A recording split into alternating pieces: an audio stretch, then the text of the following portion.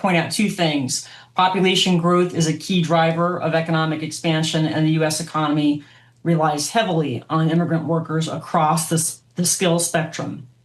Canada has been the leader in that talent poaching that you're referring to. China, India, and the UK are following. But Canada specifically is spending $1.2 billion in a talent poaching initiative specifically for AI, cybersecurity, biotech, aerospace, and medical research. They're offering a 2-week turnaround, visas that are not employer specific. They're allowing for digital nomads, and they're allowing for visas that lead to permanent residency and citizenship. And the U.S. is not doing those. We are about a 6-month turnaround, employer specific. We do not allow for digital nomads, and we do not have a path to residency or citizenship with our H1B program. That's being revamped considerably. Elizabeth, how do restrictions on H1B visas affect U.S. innovation and competitiveness globally? They are going to affect the United States and our competitiveness greatly because, like I said, the U.S. economy relies heavily on immigrant workers across the skills spectrum. The idea is these revamping efforts will encourage American businesses to hire American, but the problem is because of these poaching programs, a lot of talent, there's over 1,500 scientists right now actively considering leaving the United States, and that is going to cause a skill shortage. It may, in the short term, increase wages for U.S. workers, but it's also likely going to increase costs for us as consumers, substantially reduce the GDP, and potentially leave positions unfilled if we can't fill them with domestic workers, which this administration is hoping is done through apprenticeships, by having foreigners come here temporarily to train our workers.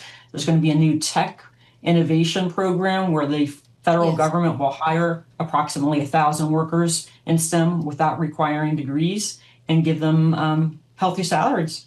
So, Elizabeth, I'm curious about China, though, because it used to be that it seemed like it was quite difficult to get into China. Even tourism visas were difficult to get in China, and you were pretty much tracked once you tried to go there. So as soon as you went in, even legally on a tourist visa or whatever, they knew exactly where you were, and there were a lot of questions about security. So what is China doing to address those concerns, and are they really just freely giving out visas to, competent individuals now? I wouldn't say freely giving out visas, but they're certainly trying to attract more people, especially in STEM and AI. They will still have to go through a vetting process. And my understanding is that they still will be tracked. Can't use systems like Gmail and that kind of thing once they arrive, but they are still actively poaching that talent and making it lucrative and inviting for people, especially in STEM, to go there. What does this mean for higher education here in the United States, especially as we think about the impact of international students?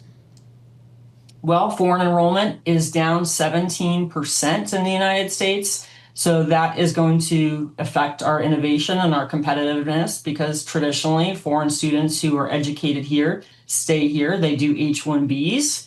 And because we're going to be regulating that much more strictly coming next month, that's going to affect American companies interested in hiring that type of talent. And I think we'll see a shortage and a long-term economic downturn because of it. This is affecting a lot of different countries. I mean, STEM professionals out of Nigeria are also having a really tough time. I did want to ask you, though, about the golden visa. Have you seen, data? Are people taking advantage of it? So it is, the regulations for that are very ambiguous right now. I have not had anyone ask me about it or want to look into that.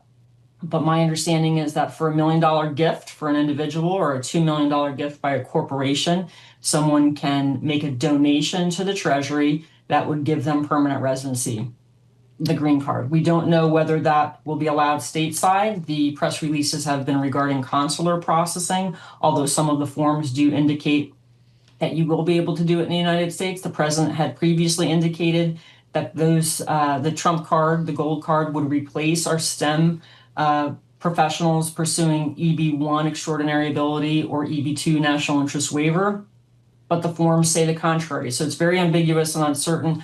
I'm not encouraging it yet, at least until we have more information.